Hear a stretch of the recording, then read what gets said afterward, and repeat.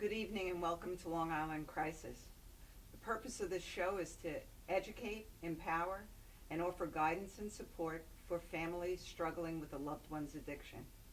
I lost my son Thomas on March 14, 2012 due to the disease of addiction, specifically a heroin overdose. We are losing about 11 people a week on Long Island. It is unacceptable. We're in the midst of a nationwide epidemic, but Long Island is the epicenter of this horrible opioid heroin epidemic. We need to do better for our kids. We're losing a generation to this insidious disease. I belong to a club that no parent should ever belong to, and I don't want any more members. This evening, the broadcast is sponsored in part by Shield Laboratory. Shield Laboratory is a respected choice for quality clinical diagnostics. Tonight's guests, I have two great guests tonight. Dr. Michael Delman, who is the Senior Vice President in Southside Hospital and a board-certified physician in addiction medicine, and Steve Chasman, Executive Director of LICAD, Long Island Council on Alcohol and Drug Dependency. We'll be right back. This is Beth. Hi. Oh, congratulations. When are you due? I'm not pregnant.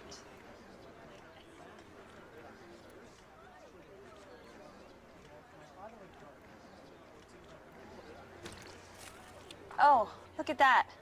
Excuse me. You're totally thin. You look very sexy. For life's bleachable moments, all it takes is 3/4 of a cup. Time to make the donuts. Dunkin' Donuts are always fresh. I made the donuts. We make them at least twice every day. Time to make the donuts. Not a few kinds, like supermarket. Made the donuts. Time to make the donuts. But up to 52 varieties. The donuts. Time to make the donuts. I made the donuts. Dunkin' Donuts, up to 52 varieties, fresh day and night. No supermarket can say. It's my pleasure to introduce Dr. Michael Delman and Steve Chasman. Thank you so much for coming tonight. Dr. Delman, Steve, always a pleasure to have you guys in my space, that's for sure. Pleasure to be here, Linda. Thanks for having me. I also want, everyone should know that Steve Chasman is on the advisory committee for FIST, Families in Supportive Treatment, and Dr. Delman and I serve on the board of directors for FIST. We're getting too many new members too. I wish that we didn't have to. I believe that FIST, Families in Supportive Treatment, is a vital organization, and unfortunately is necessary in order to be certain that there is access to the appropriate level of care for those who are suffering from this disease. Unfortunately, as you know firsthand, there are a number of young people in particular who have been denied treatment because of protocols that are in place from the insurance companies that fail to recognize the urgency of the need for inpatient treatment for many of these people, as well as appropriate levels of care that may not be inpatient but are also outpatient. While we're talking about that, I do want to talk about different protocols for treatment tonight, treatment options, but I would love to see, an appropriate level of care at the earliest intervention, because with any disease, that's where we have the most success. So how do you feel about, physicians' education for pediatricians and or the first line? My kids went to the same pediatrician their whole life, but no one ever asks, does anybody in the family have a problem with substance abuse or anything else? And I think that is it DISRIPT? Is that what they call it? Yeah, that's an effort to actually change the paradigm that says that patients, when they're sick, have to be in a hospital. In actual fact, if we can prevent them from getting sick, we can avoid hospitalization, and there are certain diseases that don't require hospitalization. So it's a redistribution of how Medicaid, that's a Medicaid project, redistribution as to how they're going to put their dollars where their mouth is, so to speak. Mm-hmm. I should say that I'm on the board, on Steve's board also, so Ah, I get okay, for involved in LICAT, okay. some of these things. And Steve is actually very, very active. His organization, actually, I'm a good lead-in man for him. His organization is very active in treating alcoholism and drug dependence, and they do so from a unique, a novel standpoint in that they don't take insurance. They No one's ever been denied access to services from LICAT in 59 years. I'm glad that you and Dr. Delman serve with FIST. We all know this is a family illness. It's not about LICAT, but a lot of agencies are jumping on board finally and recognizing this is a family disease. That not only does it impact the family dynamics, but when parents, when siblings, when extended family members and loved ones get involved and establish healthy boundaries and identify and get educated around codependency, it actually helps in that intervention process that you're talking about. And Dr. Delman could speak to this as a physician, but when we talk about a biopsychosocial illness, one's physiological makeup, and then of course opiate dependence or substance use disorders is an obsession of mind and a compulsion of body. So it's a DSM-5 diagnosis. I'm a mental health professional, but everything from cancer to diabetes, as you had stated, Linda, early intervention is key. And I know we were talking before the show, but you know, I don't think we could afford at the height of a national epidemic and losing people to substance use disorders and families being impacted, yourselves included, to say it's only marijuana or alcohol anymore. Alcohol, and correct me if I'm wrong, Dr. Delman's a great wealth of resource. Alcohol kills more Americans than all the drugs combined every year. It's legal though, so people have a But false sense of security. It's toxic. It is toxic. And you know, you pour it on the hood of the car and it'll rot the paint off. You know, you get a cut, any medical professional will pour some form of alcohol. It kills germs and bacteria. And then young people, and there was a recent study I saw in the news just this week about just binge drinking on the rise, not only for males but for females. And you know, it's the mentality. And LICAT is seeing over 1,000 people a month, disproportionately young people, binging on not just alcohol, but you know, whatever they put in their bodies. The mentality of binging, meaning I'm willing to drink, sniff, shoot, snort, anything to get what we say in the field out of myself, to arrive at that place of being anesthetized or beyond emotional fear, if you will. Why do you think that so many young people want to be out of their, out of themselves? I would love to, you know. So let's look at this from the standpoint of history, because history is always a great way to start. These drugs have been around for thousands of years, literally, almost all of them. In fact, the oldest known written recipe is for beer, on Babylonian tablets written in stone, is for beer. And virtually every civilization in the world has one or another type of beer, okay? If you take a look at what we do for our kids, we don't have to teach them this. You know that little thing that they sit on, they spin the wheel, and they turn around, and then they get up and they're dizzy and they're laughing and giggling. We all bought that toy for our kids. Why? Well, because inherently they like to get Gives them a rush. yeah, they want their brain to change. If you look at the National Geographic studies on animals, every year, you can Google this, you've got Nat Geo drunk animals, you can see a video on animals that get drunk every year. They go to a tree, it's called the marula tree, a marula fruit. It drops on the ground, it ferments, the animals come, they eat it, they're actually eating alcohol, and they get drunk, and they do that every year. Now, you know, they existed a long time before we existed as a sentient species, so this is present. So I guess I have to stop short of saying it's inborn, but it almost is, that we want to change our current mental state. We do that legitimately by reading a good book or listening to music or looking at pretty paintings or something. That all affects our pleasure reward center, which is essential to human life. If we didn't have that center, we wouldn't know that we had to drink water and sleep and eat and do other things that that guarantee the survival of the species. Well, you know, sometimes these drugs will, and there is a genetic predisposition. 50 to 60% of addiction has a genetic basis. Wow. So these agents usurp that pleasure reward center, and now you've got an artificial substance that's giving you that pleasure reward. And it's kind of hard to break when you think about, I'm not going to drink any water for the next 48 hours. Are you kidding me? Well, I know, So- with stopping and using opiates has been described to me as taking a box of laxatives and then not just telling yourself, I'm not going to use the bathroom. And It's I- almost, it's Exactly. not going to be successful. And if we look at how the world has changed, I mean, we are fully immersed in a digital and technological revolution. I think the world has sped up exponentially. Young people are, and older people. I mean, all of us Yeah. have plugged in. I think, if we were going to use the term mindfulness or quiet contemplation or even investing time in natural expansion of consciousness with meditation or whatnot that many countries for millennium in the East have pursued.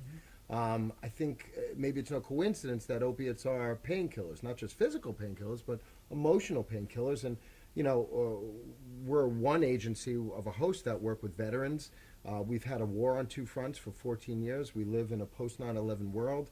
We're in a digital and technological revolution. We're just coming out of the Great Recession or Depression that we've seen since the 1920s.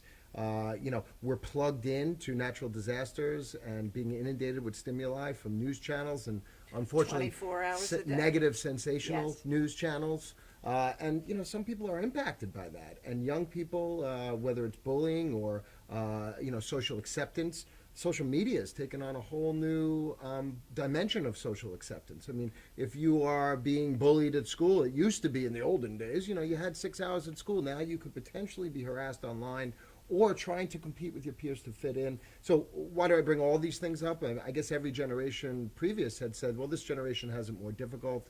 Maybe that's true, maybe it's not. But maybe it's no coincidence that without healthy coping skills, without a society that encourages healthy coping skills, like exercise, like art programs, like self-expression, like mindfulness, like social acceptance void of judgment. Not that Americans are the worst, but human beings. I've read somewhere that we can look at an individual and say, I'm better than or less than almost immediately. And listen, I live on Long Island. I'm a social worker, and it's easy to pull up at a red light and see maybe the Mercedes to my left and the Land Rover to my right, and there I am in my little stock car and feel less than.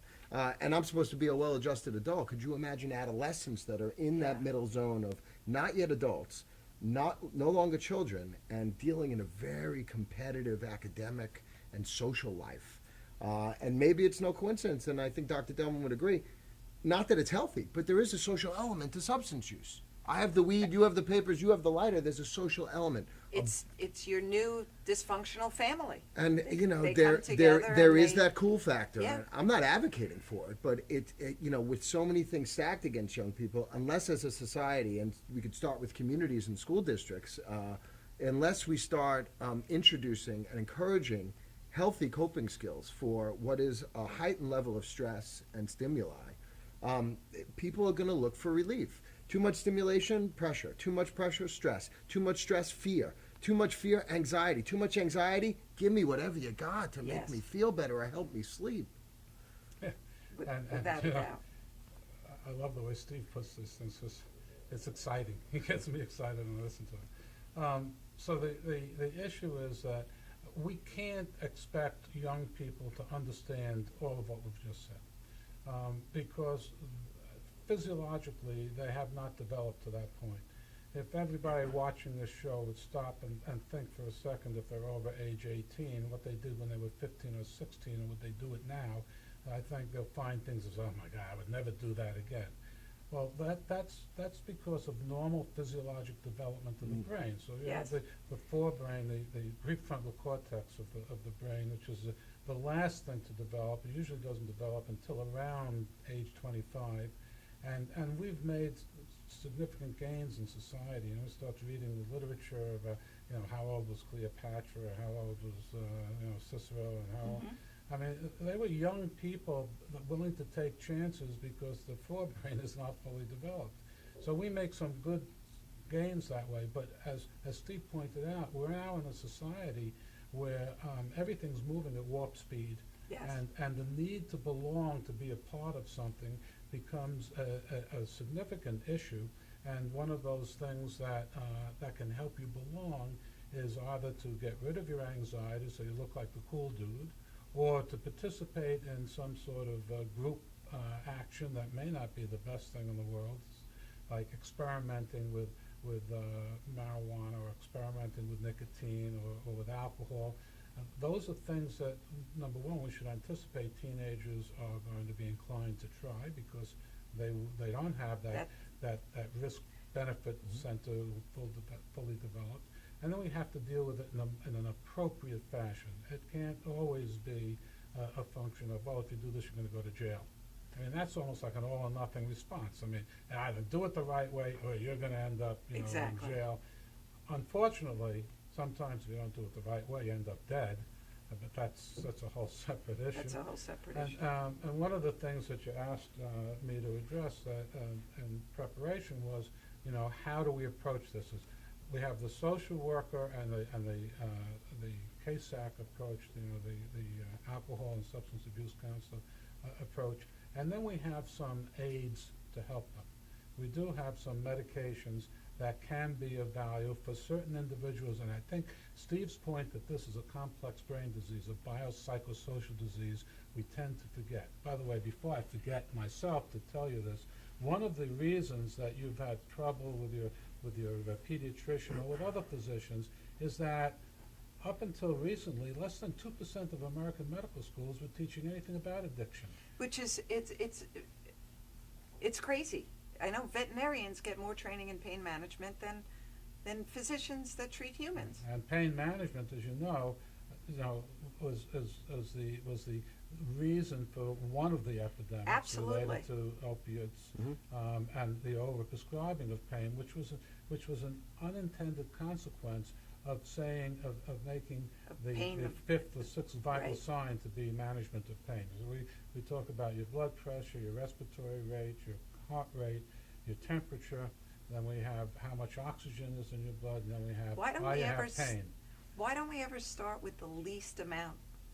With the, Well, there's a lack something of that training. would be, yeah. There's a lack of training, there's a significant lack of understanding, and there's in addition a lack of understanding the physiologic response to the chronic use of painkillers. First of all, some people develop more pain and increase their narcotic use and therefore increase their pain even more, okay? Some people have to have their drugs rotated because that may help. Some people should never go near it, and any narcotic painkiller, again, you need to take a good family history. And some people probably should not be using a narcotic painkiller because it's ineffective and not as effective as some of the other things Steve mentioned, mindfulness and the Eastern techniques and Yes. acupuncture. For certain people, those are spectacular, and they Absolutely. work. And so we're all a little different, right? I love But the But Eastern. they require an investment of time. Yes. Narcotics, pills, or other mind and mood altering substances that are synthetic coping skills are actually they work in the short term and Yes. pretty effectively in a matter of minutes. So it's a shortcut to instantaneous relief, but in the not so long run, it's not a healthy coping skill to maintain over time. Absolutely. Over time, you have a pill and a powder and potion for just about every emotion on the spectrum. And what you don't do is, particularly in adolescence, is develop how to handle fear, how to handle anger, how to deal with sadness or disappointment. And if you medicate it, then human how are you beings, dealing with human it? beings were very much creatures of habit. I'm going to And if- hold you on surely. that thought, and we'll be right back. Thank you. Welcome to Formula Auto Wash, where every day is a great day for a car wash. Open 7 days a week from 8 a.m. to 5:30 p.m. Sundays 8 a.m. till 4 p.m. Detailing packages for every budget, starting out at $29.99. 100% hand wash and detail centre. Hog's hair and microfiber brushes and mitts. Proudly using Ecolab Blue Coral soaps and waxes. Formula Auto Wash has served the community for over 30 years. Senior discounts all day, every day. Ladies' Day Wednesday, $3 off any wash. Early bird discount Monday through Thursday till 9:30 a.m.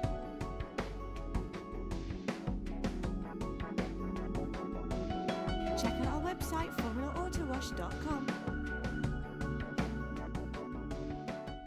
For professional motorcycle transport and towing, think Kickstart Fabrications Motorcycle Towing. Proudly serving all of Long Island, we feature expert handling and 24/7 service. So send a limo for your toy with Kickstart Fabrications Motorcycle Towing.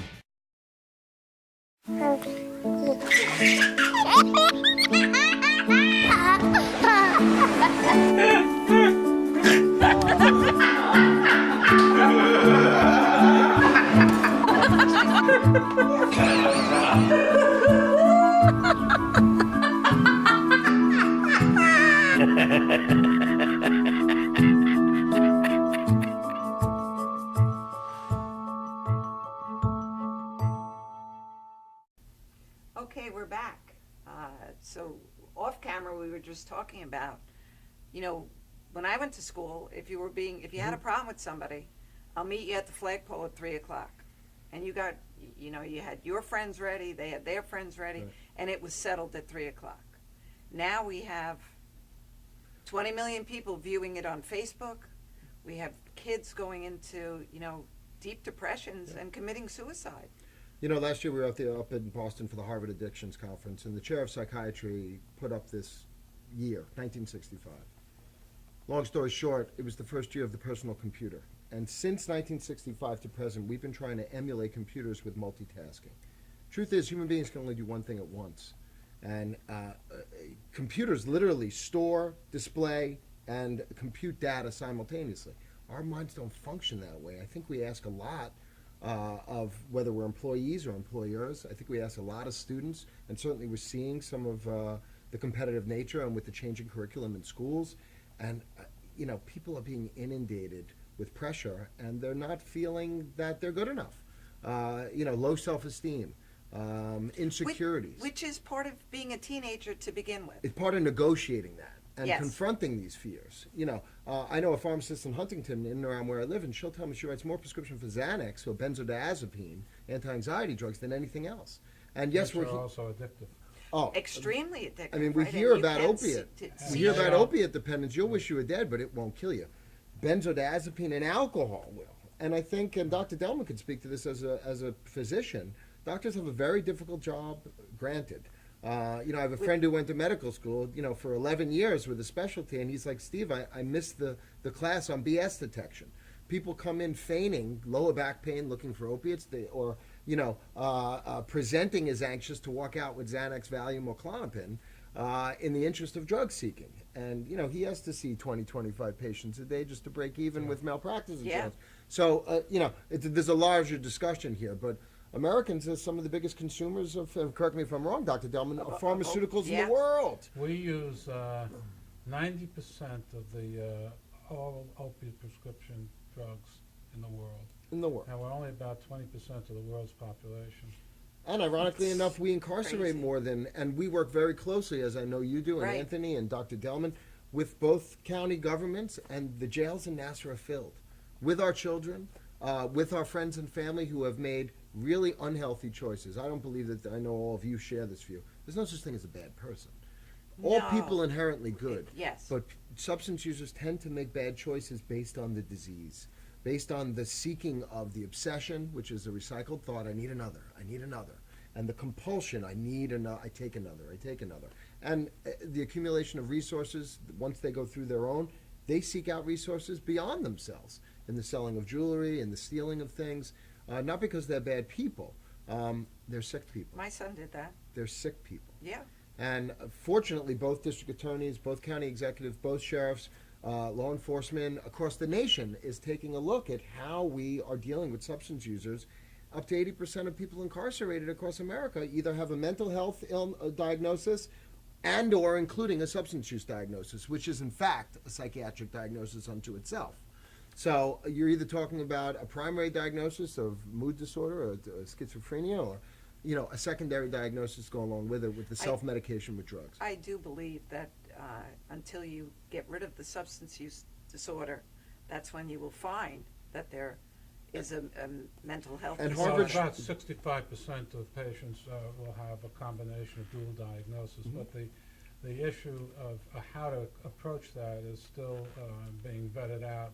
Most authorities now think that you have to approach both at the same time. that you should be working with both the substance use disorder and the psychiatric disorder at the same time. Sort of makes sense when you step back and think about it. The problem is, and I think that's what we're saying, is that we can't afford to give the appropriate treatment in penal institutions, and that's where unfortunately many of these people Well, end they're up. closing so many mental, And they're also mental trying health to empty out the agencies. jails at Yeah. the same time. So you know, you're putting people on the street without the resources to take care of them. And that's a separate issue that you'll have to have a whole separate group of people Right. for. You don't want a flower child commenting on. But we've dealt with the substance use issue in America for 40 years pretty much one-dimensionally, incarceration, incarceration, incarceration. And finally, we realized our jails are filled, the drug issue hasn't gotten better. So again, and Dr. Delman could speak to this maybe from the medical standpoint, but truly to treat the entire individual from a physiological standpoint, from a psychological standpoint, and a social and quite frankly a spiritual basis. And that is the entire individual. And doing it piecemeal or doing it component by component, the blanket's going to fray either way. Once physiological makeup, as Dr. Delman spoke about, dopamine surges that drugs Yes. produce, neurologically, young people, that prefrontal cortex not yet developed till 25, psychologically, how an individual perceives the world. Drugs are truly mind and mood altering. People don't put that one and one together. If you take mind and mood altering drugs, guess what? Your mind and your mood get impacted. So, and then they race to other psychiatrists or other medical professionals looking for mood stabilizers to put on over the alcohol and over the self-medication with other drugs. So that's psychology. And socially, how to socialize without alcohol. We're all adults here. You go to a party, what's the first thing they offer you? Hi, can I take you cold? What can I get you to drink? But I will tell you that when I went to the LICAT fundraiser that night, that was a sober evening. That was just listening to good music. And it's a Friends. challenge sometimes, I think, for people to really be able to tune in. And, why is it socially acceptable to offer drinks during an adult party? Because any host wants their guests relaxed. Yes. Instead of working with our insecurities, instead of being able to stand naked in the middle of the room and saying, am I saying the right things? Am I dressed the right way? Is my hair okay? And for the record, I know my hair's not okay, but that's all right. But to be able to stand naked in front of each other, metaphorically, and say, you know what, I am who I am. Self-worth, self-acceptance. So the issue is that alcohol is a great disinhibitor. That's the way it functions physiologically in the brain. Opens up receptors and lets the transmitters flow, and that calms you down, makes you feel a little bit more accepted. So if you do happen to walk into a room of strangers and you have a drink, you relax a little bit, you become a little bit more social, etc. And that may be, and is an accepted use of alcohol. The problem is that alcohol is the great disinhibitor. So if you happen to be in recovery from some other agent and you're not alcoholic, but you use alcohol, your risk of relapsing goes sky high because you've disinhibited yourself. You no longer think that it's dangerous to try. And that brings us back to the issue of how to use medication to treat a medication-induced illness. So we have a number of different forms. We have drugs that act similarly in terms of their effect on your brain, but don't produce the same psychological problems that the addiction does. And we have drugs that are antagonists, and we have drugs that are just partial agonists, meaning that they produce an effect like an opiate. All right? And I'm thinking about buprenorphine, which is an opiate, but it has a ceiling effect. So beyond a certain point, no matter how much you take, it doesn't really So make that's any harm. Narcan or So that's Vivitrol Suboxone. shot. No, that's Suboxone. Oh, okay. Suboxone is a combination of buprenorphine with naloxone, which they added the naloxone to keep you from injecting it. 'Cause Okay. If you inject it, the naloxone will block the effects. If you put it in your cheek and you let it absorb, the naloxone has no effect because it gets destroyed by the saliva and by the acids in the stomach. So that's okay. And that's one issue. But remember, and a lot of people argue, well, all you're doing is you're doing the same thing with methadone. You're just substituting one addiction for another addiction. Or one which is handcuff why for what another Steve handcuff. says, Yes. but what Steve's point is that this is a complex brain disease, and you can't just give someone Suboxone. They have to have the psychosocial component. They have to have what LICAD offers and what other agencies offer in terms Outpatient of treatment. treatment, right, of the underlying disease, which is only in part the biochemical aspect of it. The other things that we can use are things such as naloxone, and that is in the form of Vivitrol. It's a long-acting agent, and it can be given by injection, and it lasts for a month, and that blocks the effects of opiates. Does that and so- also quiet, what I've heard is it quiets the voices, the chatter in the person trying to recover, that they're not, It does help with cravings. The cravings. Because Yes, it blocks the does. receptor It system. Okay. It blocks the mu receptor, which is the opiate receptor, and it reduces craving in other fashions. The craving part tends to disappear a little bit, but by then we're hopeful that the treating therapist is able to get beyond Yes. that. And so these are all, both of those things are of temporary use. So Suboxone, maybe a year and a half. The same thing with Vivitrol. Maybe, pardon me for using a brand name. I know I'm not supposed to do that, but and I'm not getting any money from Alchemies. They No. make it. All right, but the thing is that again, up to 18 months, and during that time we have a little window of opportunity to have They're alive. the psychosocial component, and Yes. they're alive. And then, of course, we still have methadone, which is a blocking agent. And I'm going to hold also. you on the methadone, and we will be right back.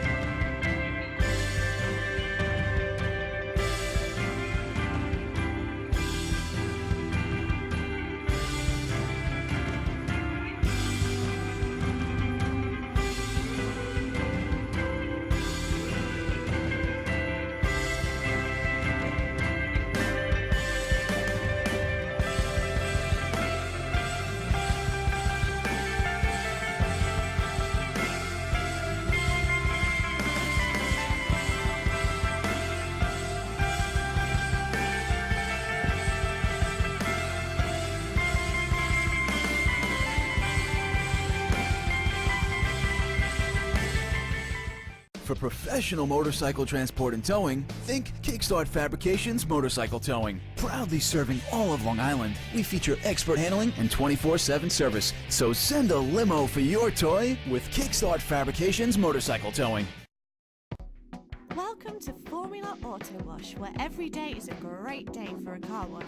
Open 7 days a week from 8 a.m. to 5:30 p.m. Sundays 8 a.m. to 4 p.m. Detailing packages for every budget, starting out at $29.99. 100% hand wash and detail centre.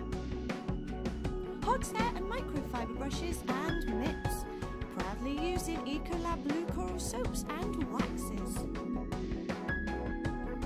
Formula Auto Wash has served the community for over 30 years. Senior discounts all day, every day. Ladies' Day Wednesday, $3 off any wash. Early bird discount Monday through Thursday till 9:30 a.m.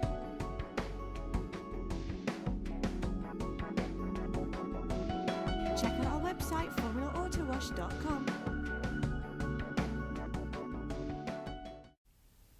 Welcome back to Long Island in Crisis. My guests tonight are Dr. Michael Delman and Steve Chasman. And I just have to also say that Long Island in Crisis tonight is being sponsored in part by Shield Medical Laboratories. Shield is a full-service clinical laboratory that places the need of each individual patient first. Shield, a respected choice for quality and efficiency while utilizing the most advanced technologies, makes Shield a respected choice for quality clinical diagnostics. Shield is quality assured. So we're speaking about methadone. Methadone. Methadone, of course, is federally controlled and has a lot of legal attachments. It makes it very complicated to use, so that you very rarely will find, if at all, an individual practitioner who will use methadone for substance use disorder. It is used sometimes for pain management. I'm not too happy about that, but it has been used. And of course, we do use it in hospitals. When a patient comes in as an addict and needs to be detoxified, we could use methadone on that patient also. But aside from that and some other agents that are used for alcoholism that are plus minus in terms of their efficacy, Steve, I think I'm going to impose on him to describe some other forms of treatment that have been used that are non-medicine related.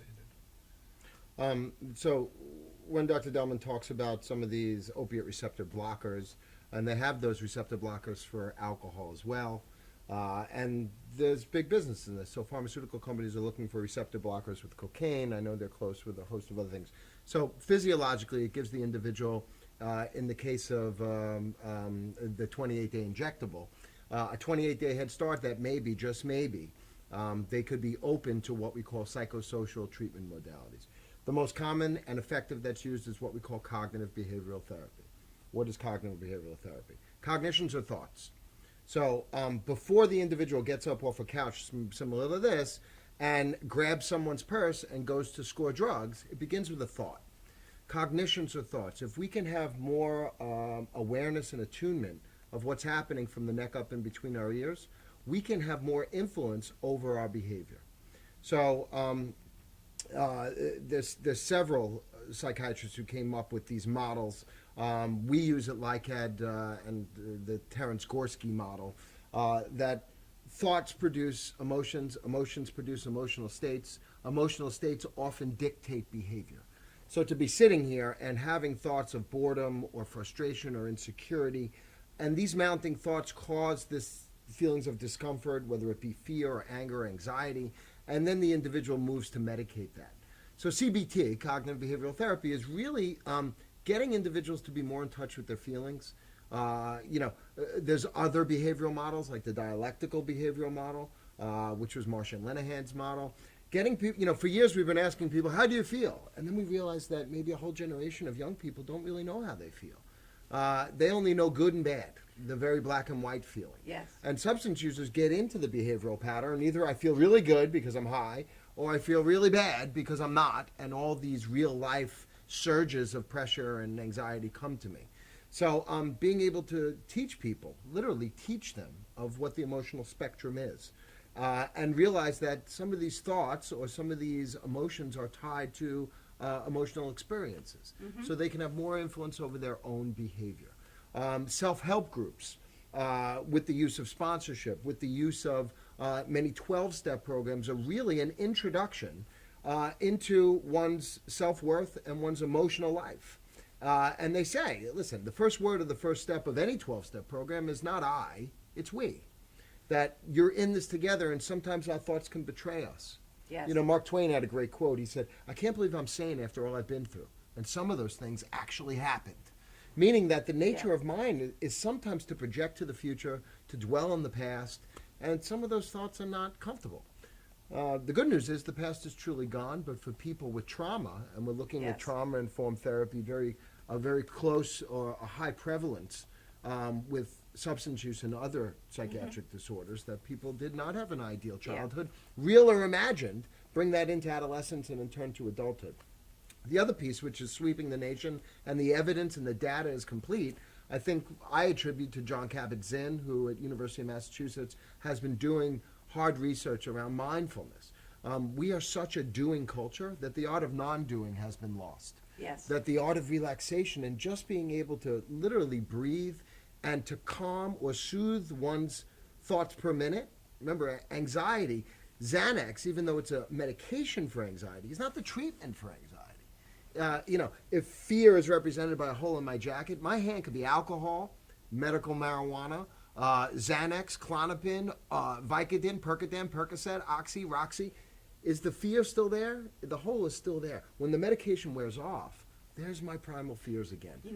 I've spoken to people I go to treatment facilities and speak to people that are in treatment, I look at it, I could have drank, taken Valium.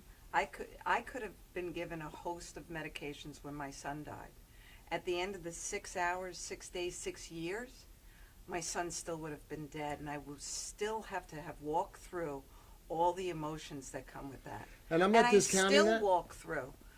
Go But ahead, I please. do it. Yes. I still have to feel all of those things, and I have to process them. And as a healthcare professional, let me say that medications for people who are in states of trauma, are in heightened states of anxiety, medication is very helpful. I mean, I'm a healthcare professional, and I'll say this not as a disclaimer, but as a fact. It's the best time in the history of the world to be living with a psychiatric condition. Medications have come a long way. But when at a young age we start medicating our Yes. feelings, and you know this because you're a very strong woman and you're a community leader now, as I'm sure you have been for your family, we deny ourselves the opportunity to confront our fears, to work with sadness. The Buddhists talk about impermanence. Everyone we know is going to pass away, Yes. Real or imagined. This is the nature of things. To medicate or deny these things really does us a disservice. And I think we know as adults that some of the more challenging times in our lives was actually the biggest character development and the biggest self-esteem boosters when we don't think we can endure, and in fact we do. Yes. Where we have such great fears, but we walk through them and we learn new coping skills for this. When you start a behavioral pattern of medicating these fears at a young age, you really deny yourself the opportunity of developing healthier coping skills. So CBT, DBT, mindfulness, and we could do entire shows on this, but it's really, really important. Mindfulness with So- yoga, sorry, Dr. Delman. meditation. Please. Okay. I got Dr. Zen's tapes, and I put them John on. Kabat-Zinn. John Kabat-Zinn. And it took me 7 minutes to eat a raisin, a single raisin. So you have to look at it, and you have to feel it, and you have to put it in your ear so you can hear it. And then you have to think about the people who actually raised the grapes, and then the sun warming up the grapes. And he takes you through this whole thing. It's really fascinating to do because it does exactly as Steve says. It tends to start you to relax a little bit and stop worrying about what's going to happen in the next second. By the way, speaking about being high-powered, I have to correct something. I kept using the term naloxone for Vivitrol. It's now Trexone. They're related. They're totally related, but there's a little change in the biochemistry of it. So one is longer acting than the other. Okay. But the OCD was coming out. I don't wanna- So the difference is the following. The agents such as benzodiazepines, which are effective in the And short that's like run, a Xanax. short term, right? Okay. Short term, they may work for a week, maybe 2 weeks, but once you get beyond 2 weeks, there's a lot of controversy as to whether or not they're working. And the question is whether or not you actually need them to smooth over things. It's different when you have schizophrenia and the input into your brain is totally disorganized, and there's so much input that you need something to actually help you straighten out the input so you can act rationally. Well, there's a new concepts that are coming out in terms of that disease. There, chronic long-term medication may be indicated and is effective. But when you look at anxiety, there's no question that the most effective treatment for anxiety is going to be either CBT or another form of psychotherapy, regardless of which one you're thinking of. But it's certainly not going to be a medication thing, because if for no other reason, the medication wears off. Its effect wears off over the period of time. The effect And you build tolerance, correct, Right, doctor, and over that's- time? That's it, and that's essentially the problem, is that your body adjusts to this foreign agent and says, I'm not going to do that anymore. I'm not going to react that way. I'm going to change my receptors. And in fact, that's part of the problem in addiction to start with. And now we recognize that teenage brain, and then we got to go back to that, Yeah. actually physically change. You physically change the brain when you expose it to these substances at an early age. That's really scary. I mean, to me, that's really scary. It's frightening because we're going to, if you're at 15, you've added substances to your brain has changed. Who are you going to be at 25 or at 30? Right. Are you going to be the And that's person not that a you could have psychiatric been? change.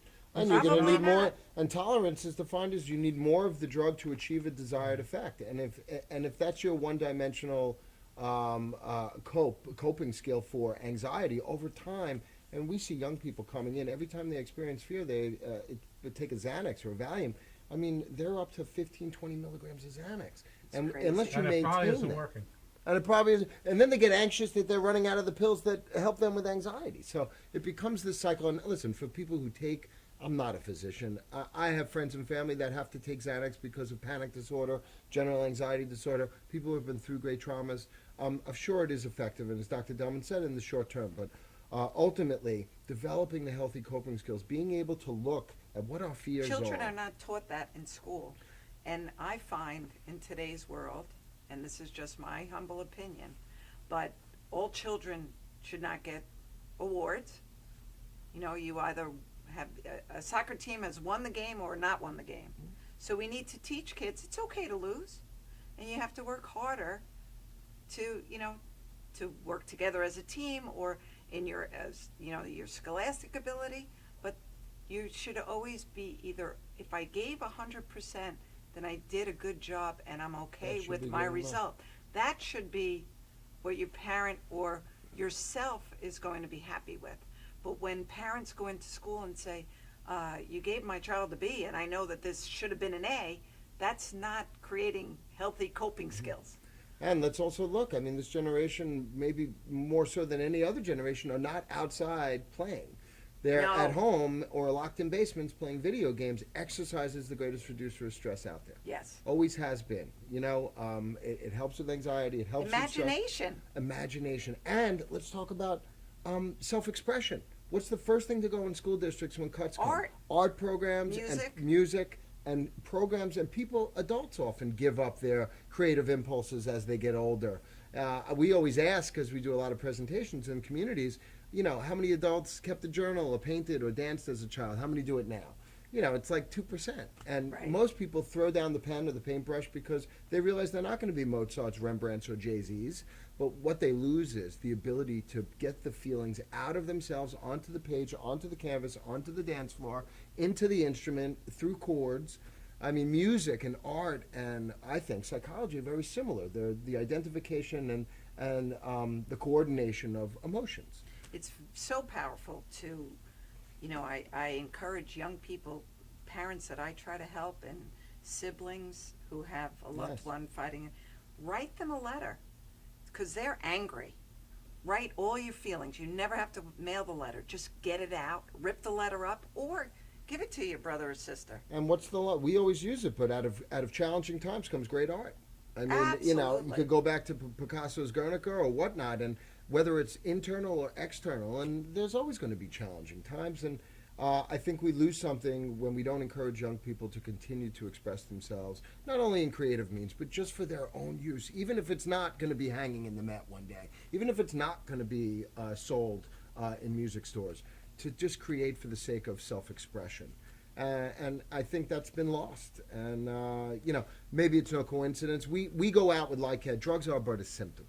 A symptom of what? Well, we're all looking to feel better. Yeah. Better than what? You know, better than sometimes the way we feel on any given day. The old line is, feelings aren't facts. But every client that I've ever met with, and quite frankly, I feel this way sometimes, feelings aren't facts, but they feel like it when we're experiencing them. And But- there are facts in my life at that moment in time when I'm feeling that. But feelings like weather Terrible. patterns, like they change. Yes. And if you wait them out, they will change. Well, you're right, and you can't take a drug to make a change. Because No. it's like the hole in his jacket. Yeah. It may cover it up for a little bit, but the hole's still there. And that's unfortunate, but we're sort of losing that with the kids. First of all, we're not teaching it in the medical school still. Less than 2% of the medical schools are teaching addiction medicine. I think that's going to change as we move forward. We hope so. Because It has the to American change. Board of Addiction Medicine has to and the change. American Society of Addiction Medicine now have a sponsor to get them recognized as a significant subspecialty. And I think that's going to happen within a year. And that would mean that the medical schools will have to teach. In addition to that, as you just pointed out, you know, there's a certain amount of education in the public schools that has to go on, and we have been trying to get Yes. that across, and you know, with varying success. But I think at some point it's got to be formalized so that so that the schools have a program that does that. It's interesting, when they approached smoking, they were very successful in reducing the rate of smoking.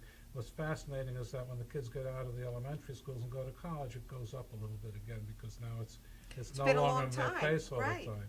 I stopped smoking because my 5-year-old daughter came home and said, "I just learned you have to stop smoking." So it took me a couple of years, but I stopped. Okay, and that was because of the stimulus I got from her. So these programs are really very, very effective. And by the way, I was a dyed-in-the-wool smoker, 30 years, you know, from age 12 to 42 it took me to get off. By the way, one of the reasons I kept failing was every time I stopped smoking, we would go out and celebrate with a drink at a bar, and then someone would say, "Well, you could have one." "Yeah, I could have one." It's the alcohol. It lowered your And inhibitions. And And fed I the was- denial, fed the Yep. denial of the reality. Yeah, I was Absolutely. disinhibited. And the last piece is also the social piece, that I think we have to encourage healthy socialization void of marijuana and alcohol, whether it's legal or illegal. It's the goal, I know, of you, Linda, and Dr. Delman shares this, you know, teach one, tell one.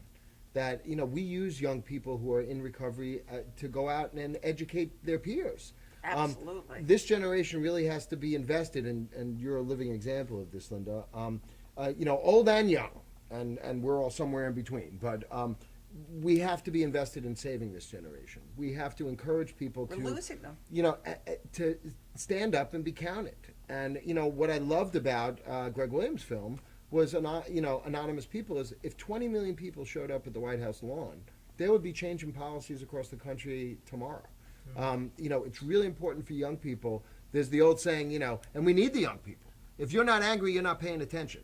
So whether you're protesting the conditions of your school or the curriculum, or that this generation is sedated, we, with the Youth Advisory Board at LICAD, we get people involved.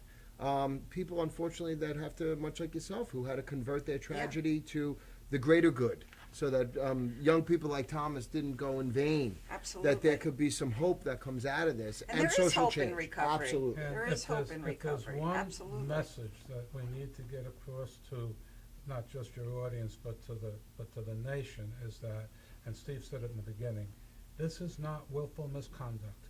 This is a complex brain disease. Nobody wakes up in the morning and says, "I want to be an addict." No. They develop the disease. They're at risk if they have family history of the disease. They're at risk dependent upon other factors, but at least 50 to 60% of addiction is predicated on the genetics.